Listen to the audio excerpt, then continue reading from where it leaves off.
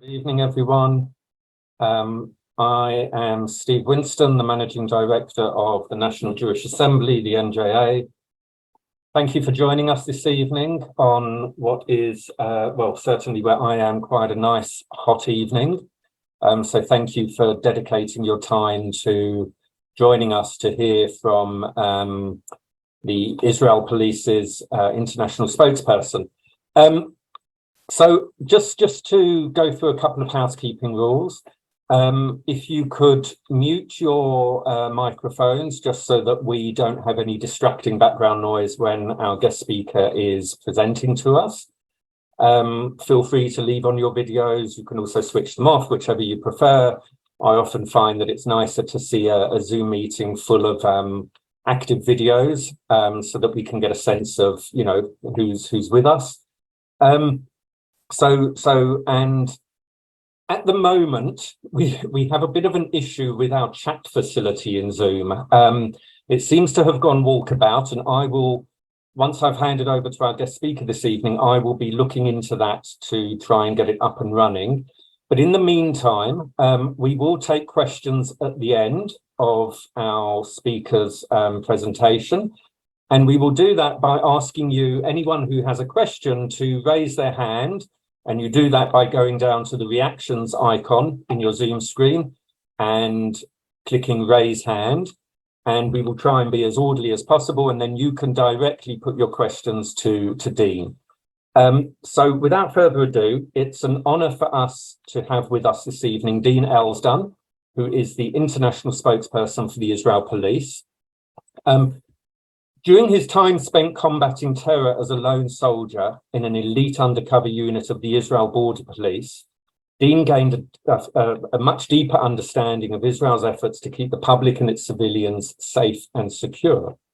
Today, and drawing on his own experiences, Dean serves as the international spokesperson for the Israel Police, passionately relaying their mission to the global media, not an unchallenging task.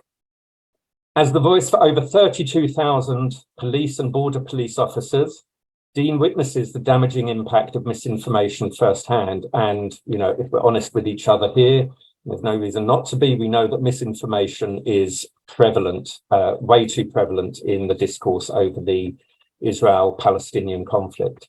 Now, you know, as we all know, through months of unprecedented protests from both sides of the judicial reform debate, and continued misleading and very often incendiary headlines in our media, such as, just to take an example, such as Israel Police storming the Al-Aqsa Mosque apparently without reason. Through his work, Dean strives to bridge the gap between the truth and perception, shedding light on the tireless dedication of Israel's law enforcement in protecting civilians from crime and terror.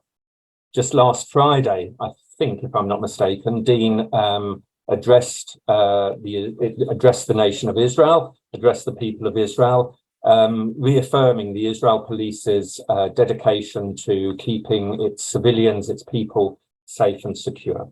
So without any more from me, because you haven't come to see me speak this evening, I will hand over to the man of the hour, Master Sergeant Dean Elsdunne, Israel Police's international spokesperson. Over to you, Dean. Thank you very much, Steve. You were doing a great job. I wanted to keep listening. You were covering all my bases. I appreciate it. Guys, it's really such a privilege for me to be here with you. It's so important that I get to actually see the faces of the people that I'm speaking to and not just the camera lens, because this job is so important to me. It's about fixing the bias and the misinformation that often gets spread in the international media. Here in Israel, it's one thing when there's news anchors or things being spread in the media because people are here on the ground and they can see from themselves.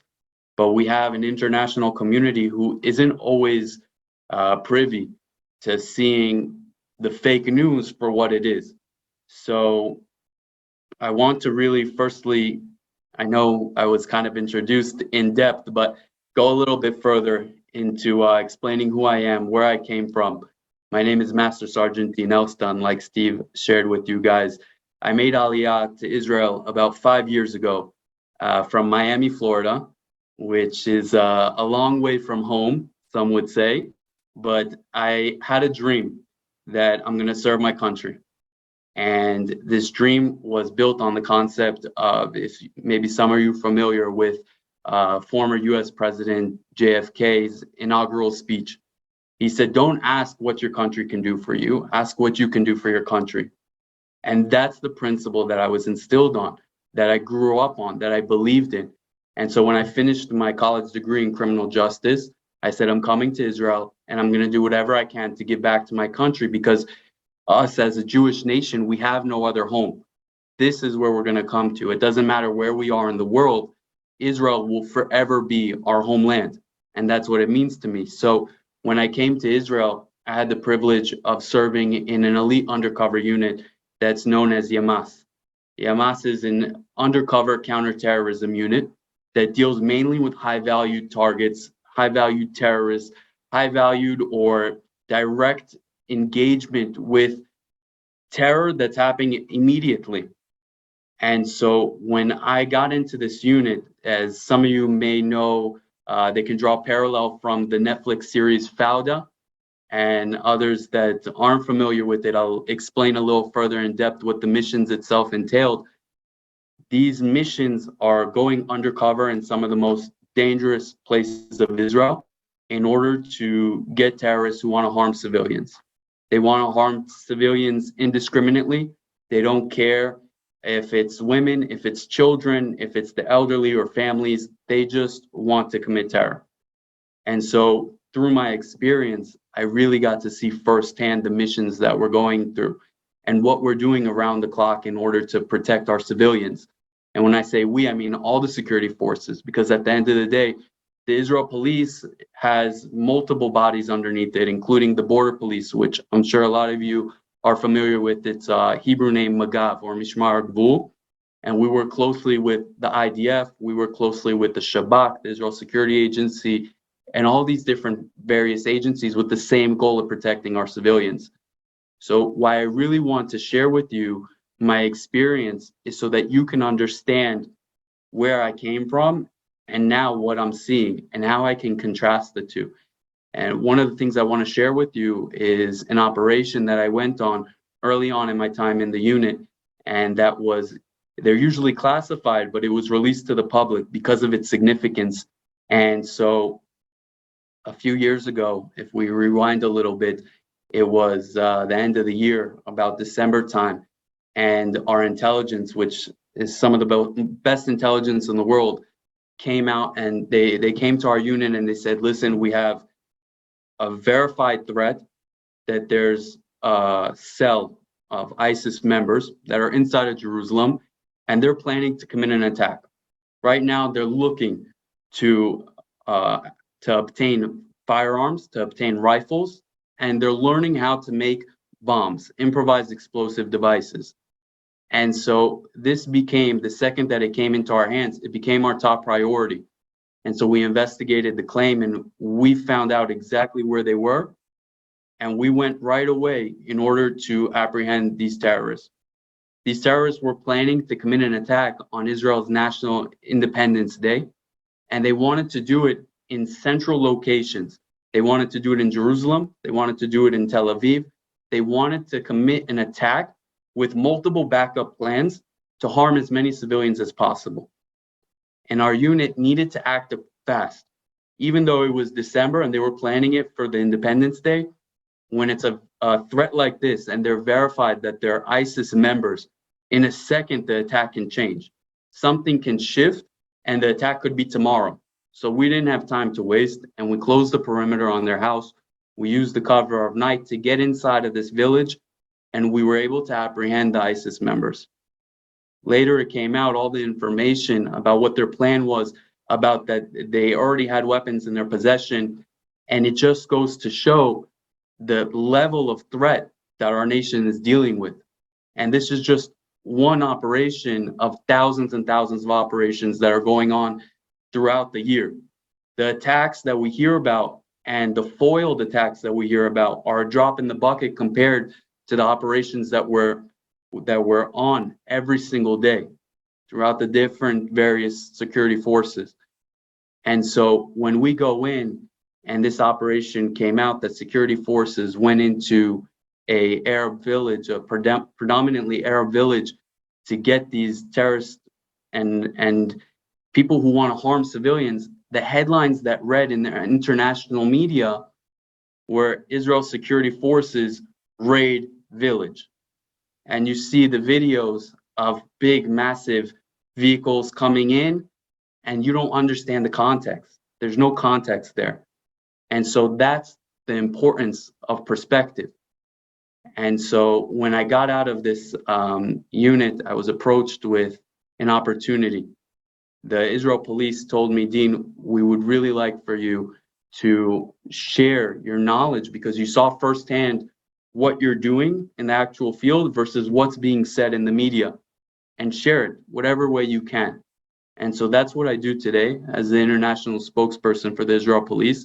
I deal mainly with international media, both internally, like Jerusalem Post and Times of Israel, but also abroad, like AFP, Al Jazeera, CNN, a lot of news agencies that have shifted in the past since their habits in the past.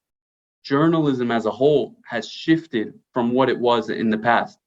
Today, when social media hits, everybody is getting their news from social media, that the views and the coverage by classic media needs to change to keep up with the times. So they're not necessarily verifying their information. They're grabbing what they can from social media. They're putting it as a headline, and they'll ask questions later. And they don't realize, or maybe they do realize, but what's not being addressed is the damage that it's causing. Because when there's headlines that read, Israel police attack Muslim worshippers in Al-Aqsa Mosque, and the reality is that there was a riot that broke out, that teenagers and youth were shooting fireworks at police officers, and they needed to go inside because they were inciting violence, when in a few hours there were visitors coming, also non-Jewish visitors. There's visitation hours on the Temple Mount, and the police need to intervene so that way they can maintain the order, and that's why they need to be there in the first place. Excuse me. The headline completely misinterprets what happened. The police were not attacking worshipers. The police were trying to maintain order. They had nothing to do with the worshipers. Actually, the worshipers themselves were asking the teenagers to stop shooting fireworks, to stop throwing rocks at police forces, and nobody is interviewing the elder worshipers or the people who are actually coming to pray and to enjoy. Last Ramadan, we saw over 1 million Muslim worshipers arrive to Temple Mount, but you didn't hear any of that.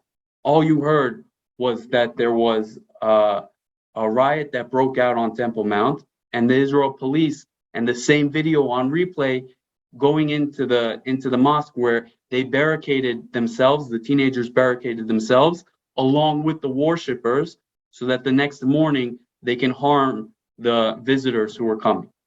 So I want to quickly show you guys something about perspective. I'm going to share my screen here because I want to put it into a context where you can really understand.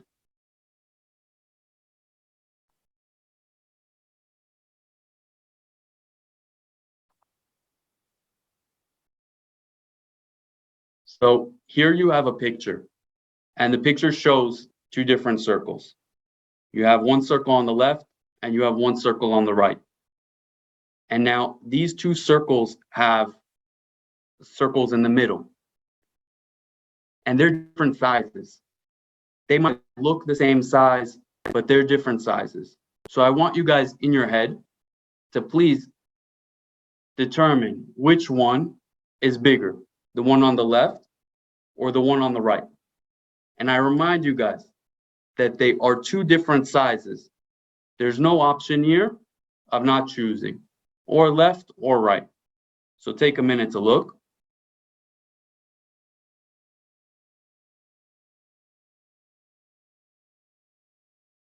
Okay, and now I'm going to shift the screen and I'm going to reveal the answer.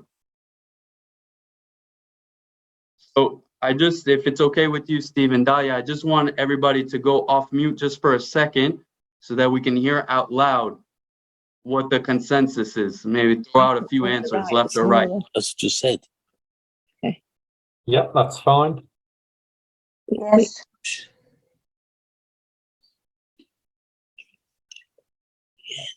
Wait. I'll put it back for you guys so you can look again. Just go ahead and throw out left, right, so we can see where the majority lies. Right. Right. Right.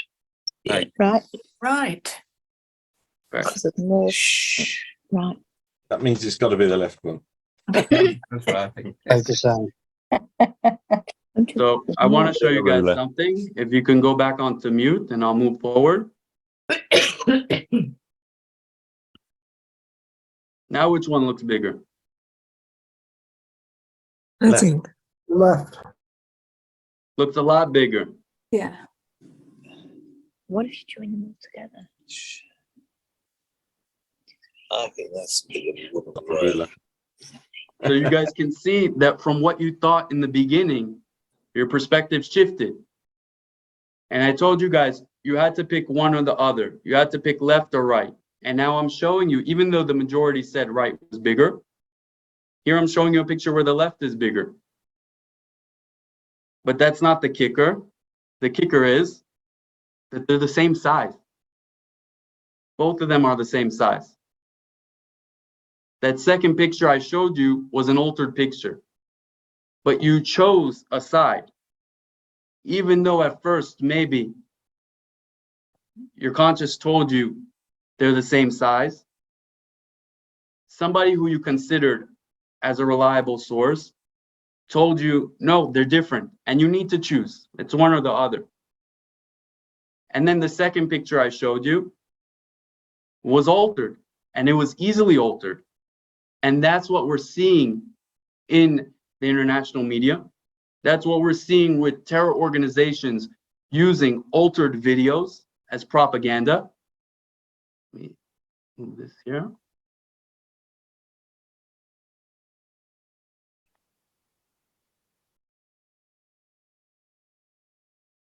And these are issues that we're seeing every single day. That in today's age, it is so easy to manipulate people who may not know the difference or don't have all the facts available to them to see the difference. We see it from an attack that happened just yesterday. I'm sure this community is keeping up to date with the unfortunate terror attacks that are taking place in our country. And just yesterday, we saw an attack on a police officer who was in the old city of Jerusalem, where a female who came into the country illegally from Jenin attempted to murder a police officer who was standing in the corridor by the old city, inside of the old city. She attempted to stab him multiple times, and instead of using his weapon to neutralize her, she has the full intention of killing him. She's in the act of stabbing him. He didn't choose to draw his weapon and shoot her, nor did the other officer who was across, who had his weapon pointed at her, but he chose instead to use physical force so that he wouldn't harm the people who are surrounding and the people who are walking past. And I want to point out that the people who are walking past, they're not Jews, they're not even Christians. Those were Muslims. And he still chose not to harm anybody else. So he used physical force. And the video that unfortunately is being passed around is not the full video of her the terrorist trying to stab the officer. It's the terrorist on the ground already with the police officer kicking her because he's kicking the knife out of her hand and the people running. That's what's seen. And he doesn't continuously kick her. He doesn't continuously use force. The second that he saw that she was no longer an active threat, he went down and he put handcuffs on her, and it was done. It was finished. They moved her into the precinct for investigation to get information on her and to put her through the judicial process. Because in Israel, contrary to our surrounding neighbors, we're a country that has fundamental rights. Whether you're a terrorist or whether you're a civilian, this is the most humane country that you will find in the entire Middle East. And we're using all of our effort every single day to try to push that narrative, to try to make the world understand. And yet we still see that there's millions of dollars being poured in to the opposite, into trying to alter what's actually happening on the ground. Whether it's terror attacks and incidents of terror like we saw just yesterday, or whether it's headlines that read, Israel police murder Palestinian boy in Jerusalem. What kind of headline is that? If I were to read a headline like that, I would understand the Israel police lost their mind. The Israel police are out doing whatever they want. They're a Gestapo and they're a gang and a mafia, but that's not the case. The reality of what actually happened was that there was a 14-year-old boy who was unfortunately manipulated by the insightful propaganda of terrorist organizations. And he decided that he wanted to commit a terror attack. So he went out onto the light rail in Jerusalem, Israel's capital, with a large kitchen knife and stabbed a civilian in the back. That civilian luckily got away. And there was an off-duty border police officer who understood the commotion of what was happening. He got off of his light rail train that was going the opposite direction and quickly neutralized the terrorist. He didn't empty his magazine into the terrorist. He quickly identified himself as a police officer. The terrorist wanted to continue committing the attack, and so the officer shot until he was no longer a threat. He didn't empty the clip until the terrorist was down, and he was able to kick the knife away and waited for more police forces to get there. This is the type of terror that we're dealing with on a daily basis. And I'm not saying it to scare you. I'm saying it to make a point that the Israel police, we're a national police force that deals with crime and we deal with terror. But the biggest threat that we're dealing with is ourselves. It's the international Jewish community. Because we are not doing enough to speak out and to share the truth with the world. What's happening here is the Israel nation defending its right to exist. I don't know any other country in the world that deals with terror attacks and has to then explain why they neutralized the terrorist who was committing a terror attack. And that, unfortunately, is a never-ending cycle. But what I can tell you guys is that we're working very hard. The Israel police, the different government agencies are adapting with the times. Last Ramadan, it was a few months before I came into the position, we sat with the foreign ministry, we sat with the IDF, we sat with different agencies to come together to consensus on how we're going to battle the threat of fake news. And that is what we're adapting to now, the new age, social media. When you see videos online, you need to fact check them. That is what you can do from home. Fact check, verify the sources, multiple sources, because as you saw, it's very easy to tell you that one side is bigger and the other side is not. And that's what the media is doing, intentionally, unintentionally, but they're controlling a narrative. No more are the days where there's unbiased news. Today, news is the agency's opinion. That's what we're seeing.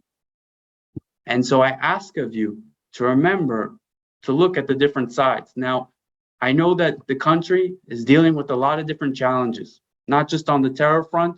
I really want to address also the home front from inside. We see in the news endless cycles of protests taking place throughout the country. There are reports of 200,000 protesters coming out. We see reports of 500,000 protesters coming out. I can tell you that you need to verify those numbers as well, because just about every single one of those protests, I'm also on the ground. And I've seen 100,000 people coming to a funeral for a great rabbi in Bnei Brak, and I can tell you, I couldn't breathe. We were squished to the point where there was no room to move. And then I went to a protest in Tel Aviv where they claimed that there was 200,000 people. And I was walking around freely. People were with umbrellas. They had room to move. Something was off. Something was not right. And so I remind you guys to verify the sources, to understand that not everything is as it seems. And when the police get involved and you see headlines like police brutality on Ayalon Highway, which is the main artery that runs through Tel Aviv and central Israel, it's not police brutality. Every single incident that takes place, every single protest that takes place where there are people who come and block a highway, something which is illegal, the police have a duty to maintain public order. And so what happens is, and I can explain to you guys the exact protocol, the protesters request a permit to have a lawful assembly, a lawful protest, and the police absolutely approve of it because we have the fundamental right in Israel to the freedom of expression and the freedom of protest. But the second that the protesters no longer abide by the rules and they start blocking highways and they start vandalizing and start breaking things and start harming people, that is when the police need to get involved. And so the police go with the megaphone through the protest and they declare for about an hour and a half, 2 hours, that this is an unlawful assembly, that anybody who stays any longer is subject to arrest and is breaking the law. And that is why the police need to use force to clear the roads. Because while I understand that the country is hurting and they have their opinion of their expression, of whether they disagree with the government or whether they disagree with a certain political agenda, whatever the case, I absolutely understand. But what I don't understand is the violation of a law. Because without maintaining order, without having that basic right of listening to law enforcement officials, we're going to find ourselves in chaos. We're going to find ourselves in anarchy. And that's why it's absolutely important for the police officers to clear the road. They start with asking, and then they start with physical force. And it's appropriate physical force. The police do not want to harm anybody. That's not their goal. That's not the purpose.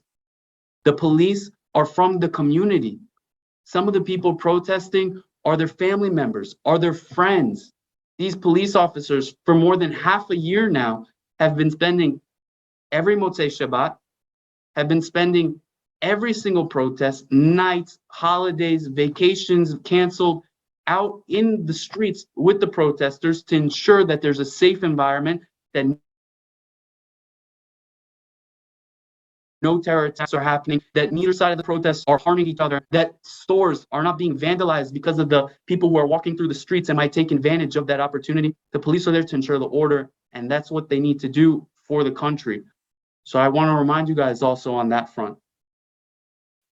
Now, I covered basically the terror and I covered the crime, but I want to address something that I see as a trend that's growing in the international media as somebody who's dealing with international media very often.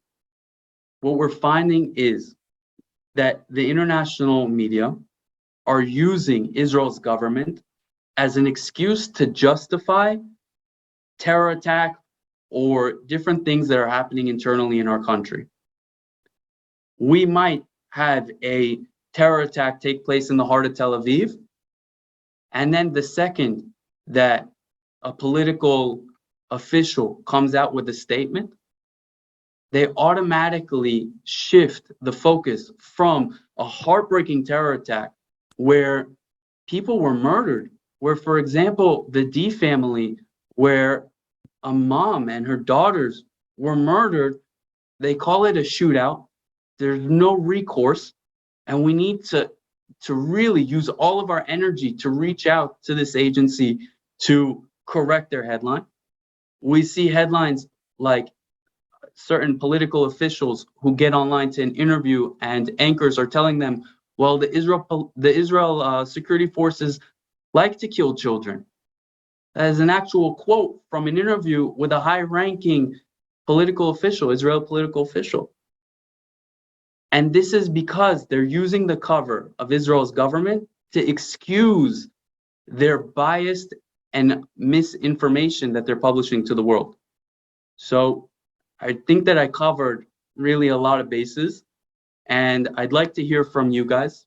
I'd like to hear different thoughts and different questions.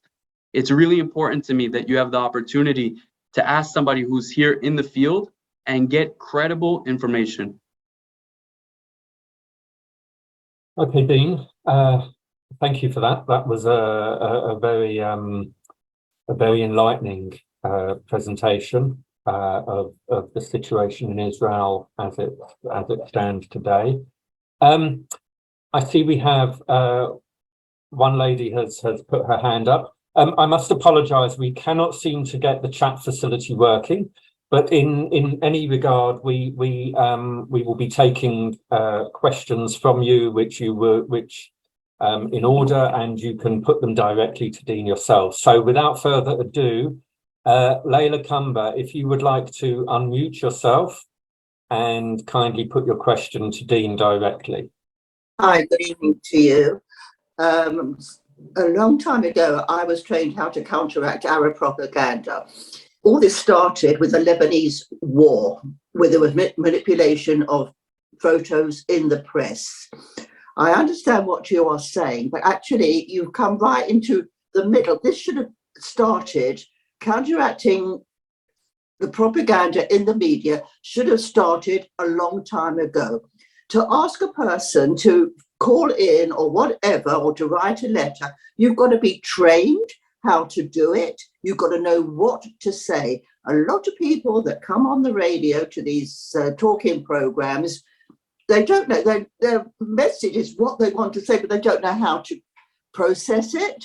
You've got to know how to process it. You've got to know what to say, and you've got to know the reasons. You just cannot blast in. No newspaper is going to print a letter which is not, how can you say the Telegraph or the Times, it's not to their standard. You've got to know, it's a whole process, unfortunately, and also people have got to know what is going on to know what to answer. Layla, so can you information. Can you make your question more direct to Dean, please? Sorry? Can you make your question to Dean more direct, please? Well, yes, because people have got to be trained how to counteract Arab propaganda. That's what it is. Absolutely. I want to tell you that you're 100% correct, that it is something that people need to be trained on. And I can tell you something that I'm familiar with that has just started. And I know that you said that it should have started before. What we can focus on is the future. And what's happening in the present day is the Ministry of Foreign Affairs, they're reaching out to different influencers, and they're trying to utilize today's day and age of outreach. And so they're training influencers on how to get credible information, and they're putting them in touch with us so that they can get real-time information. And people such as, let's say, Yosef Haddad, I don't know if you're familiar with him, but he's a very influential figure in also the Arab-speaking community and the English-speaking community when it comes to combating fake news. I personally myself took him into the old city, and I walked him throughout all the different quarters, and I had him speak with police officers, not myself, because I'm a spokesperson. My job is, it's not to defend police officers, it's to be a voice for them, but my job is to speak. I wanted him to speak to the people who are actually on the ground, and he was there the entire day. And I can tell you that is what we're doing. We're trying to engage more with social influencers and different organizations such as Stand With Us or Camera or Honest Reporting. These are places that we're building our relationships so that we can do exactly like you said, have people better trained to combat the fake news. Necessary. Okay. Thank you for that. Thank you. Dean. Okay, next we have a question from David Lazarus. So David, can you unmute yourself, please? David, can you unmute yourself? Okay, whilst David unmutes himself, we'll go on to you, Yoel Goodwin. If you can unmute yourself, thanks. Yeah, hi. I want to say thank you very much. I really appreciate hearing you. A few weeks ago, I was having a conversation with somebody. We were discussing the crime wave in our villages, Arab internal violence. And he said that the police don't care about Arab rights. I was very upset when he said that. I certainly don't think it's true. I wanted to hear what you've got to say about it. What the police are doing about that. I can tell you that we're aware of the crime that's taking place in the Israel Arab communities, and I'm assuming that's what you were referring to. The police have started an initiative. It's called the Green Safe Path. And what this is focusing on is the core of the crime. It's getting guns off the street.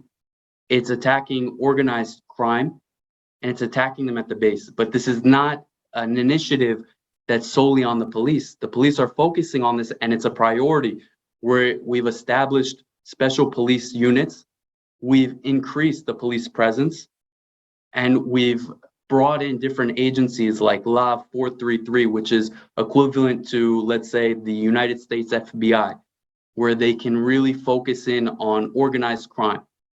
But we need the community leaders themselves to also reach out and educate the community.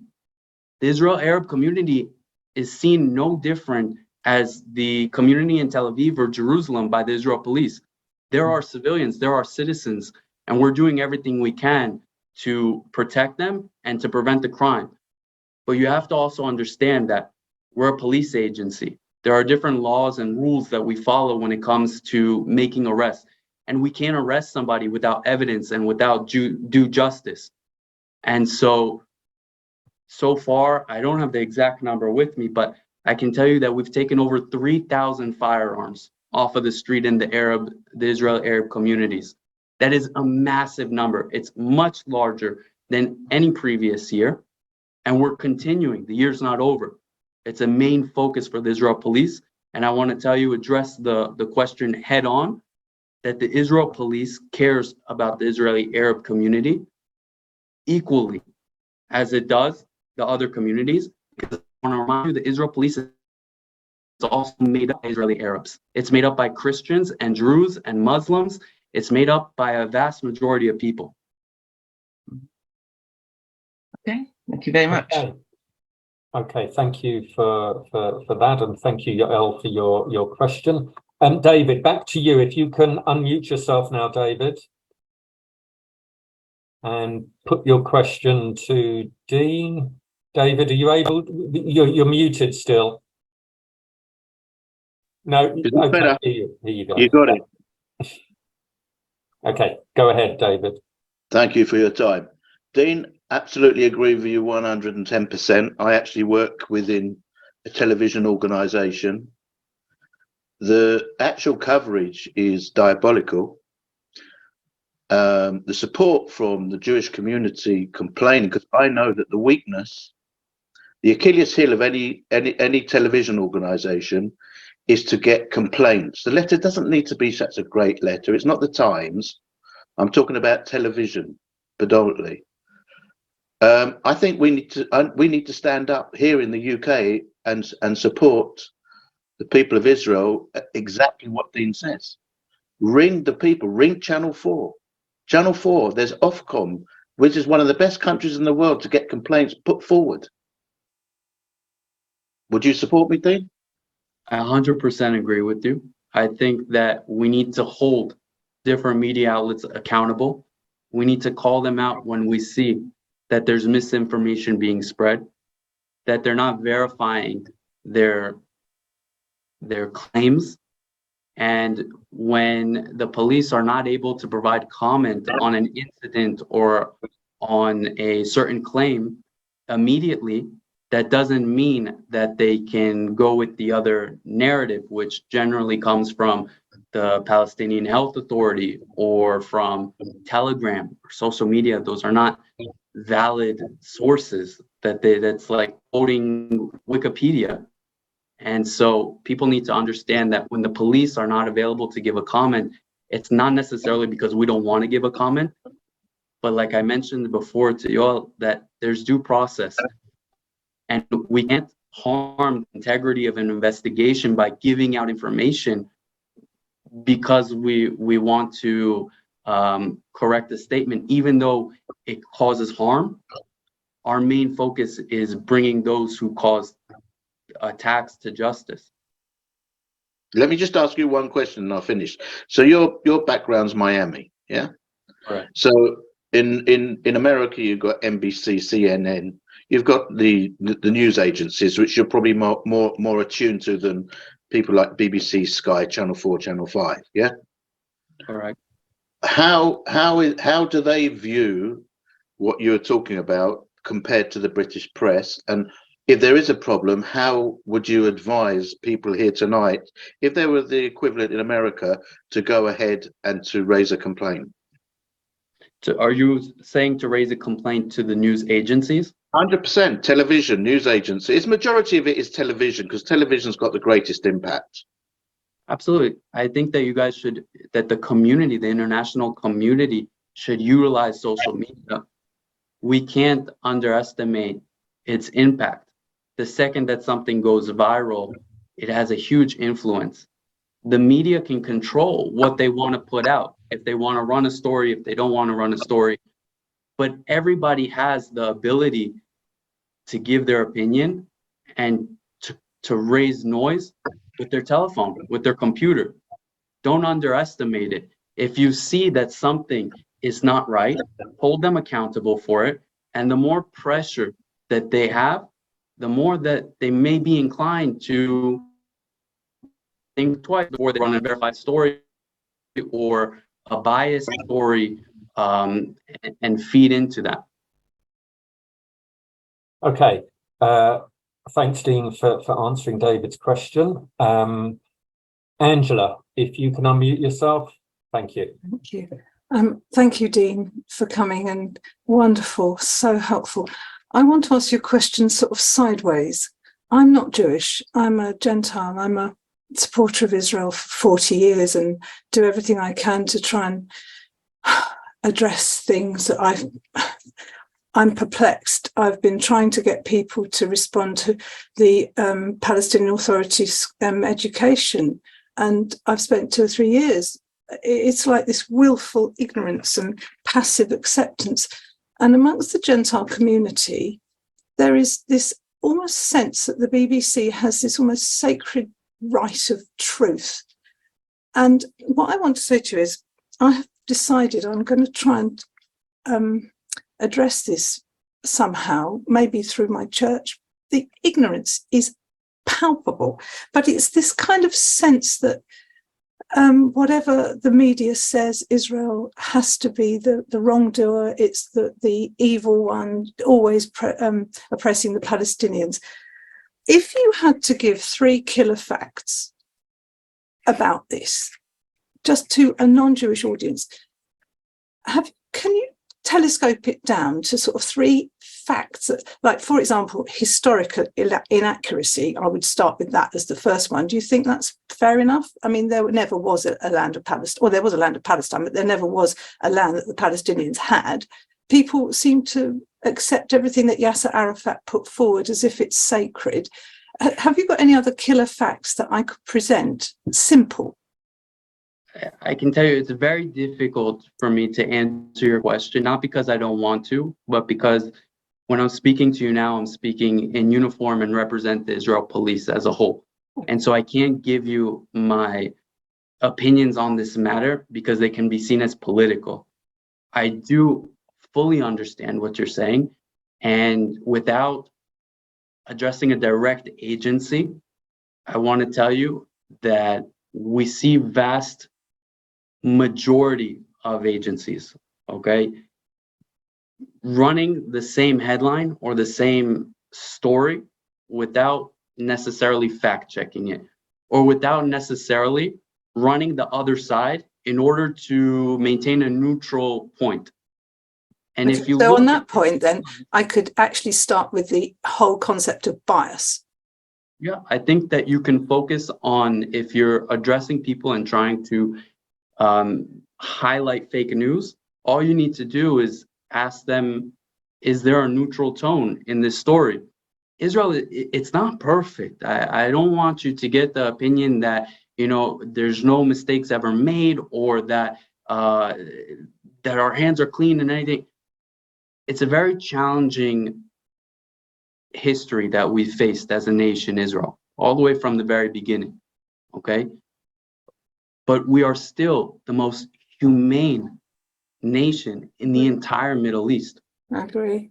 I mean, you've got Sderot with people having missiles showered on them day and night. How can that be reasonable? And you're speaking to the converted here. I understand what you're saying. I just wondered if you've got any pointers for how I could take. I mean, you know, I read this terrible thing a few weeks ago about how Jews are worried that all they'll be remembered for is the Bible, the Holocaust, and the Palestinian issue. And I thought, then I have got to speak out, because I'm amongst people who will think like that. And I mean, I've got a different opinion because my mother was called out to Israel and worked with all the Olim for many, many years. And so I knew from her time there, she used to come and tell us exactly what was going on, and we all obtained a much, much, much clearer point of view. I would say the BBC willfully produces biased reporting, which is always anti-Israel. I have never once heard a report that is balanced, ever, from the BBC.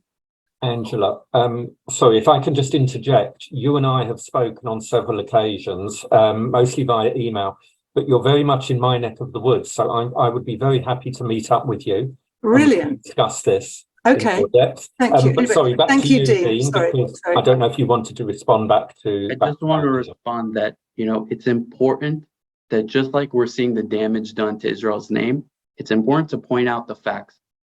When people are talking about an occupation or an apartheid or things of the sort, you need to remind them that there's Arab members in Israel's government.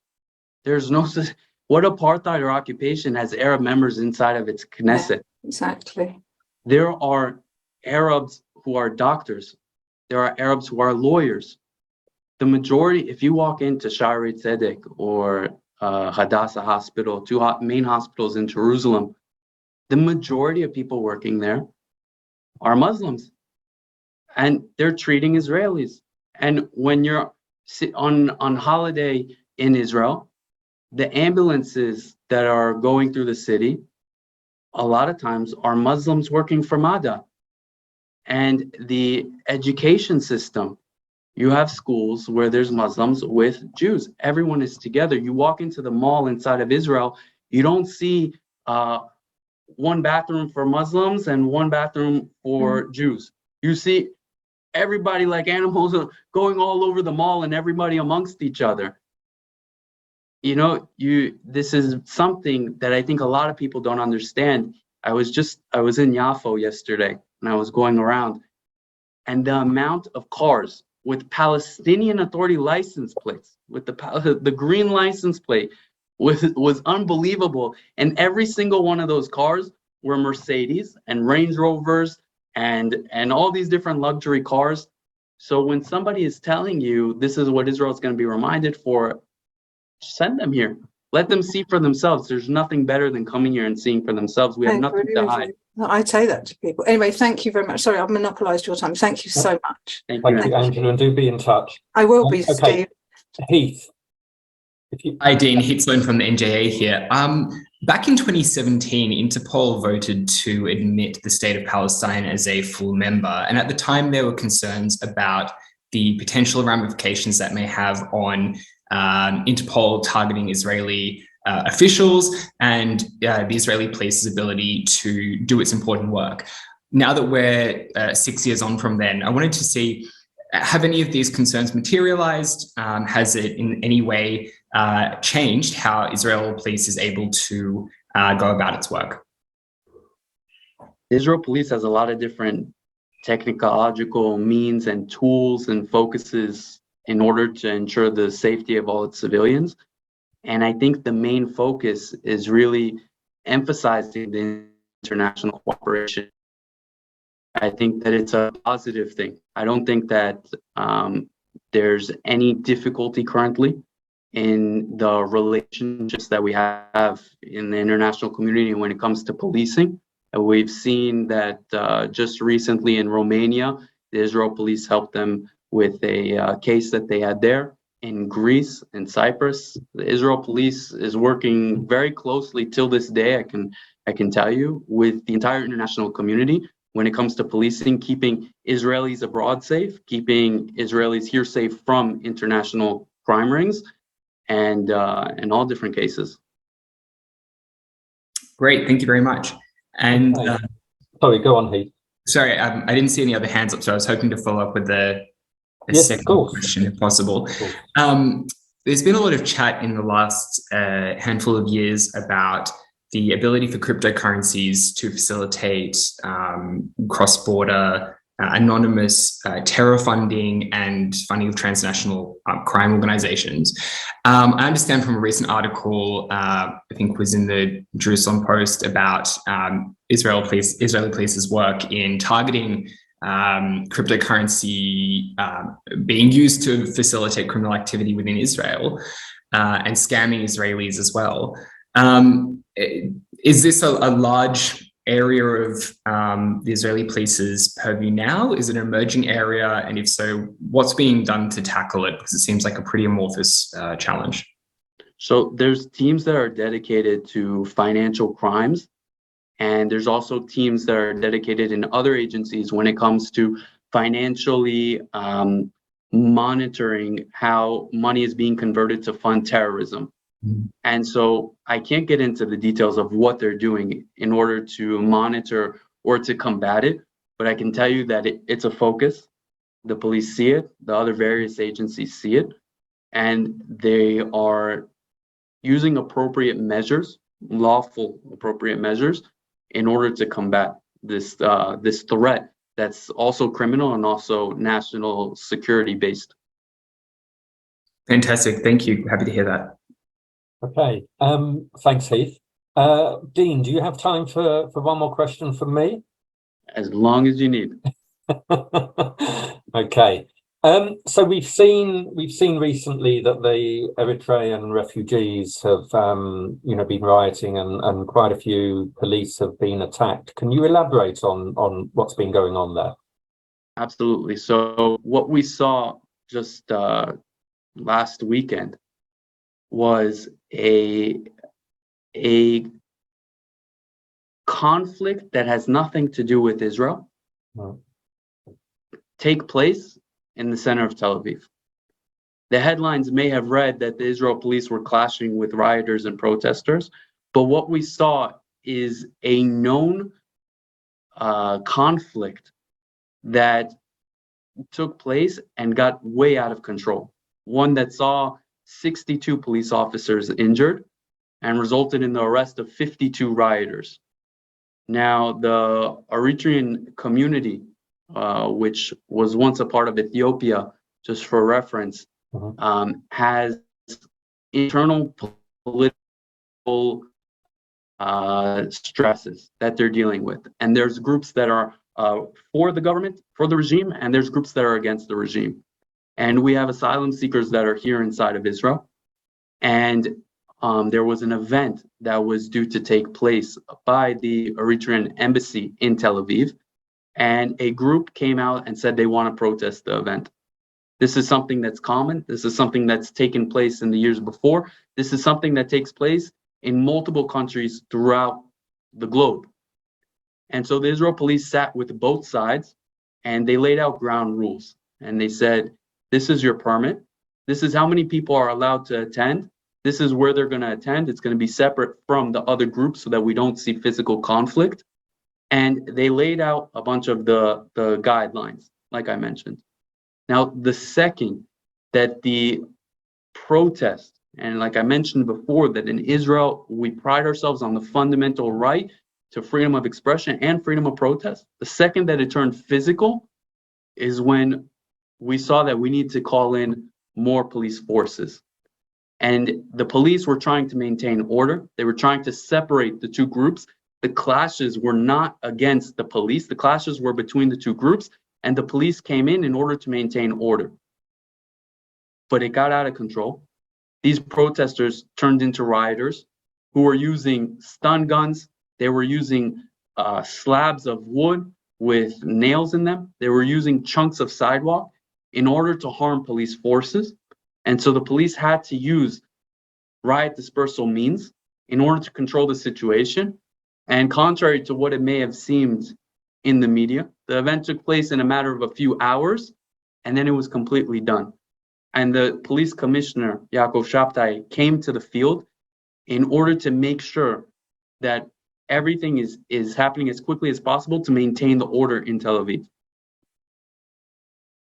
Okay, thank you for shedding some clarity and context on that, Dean.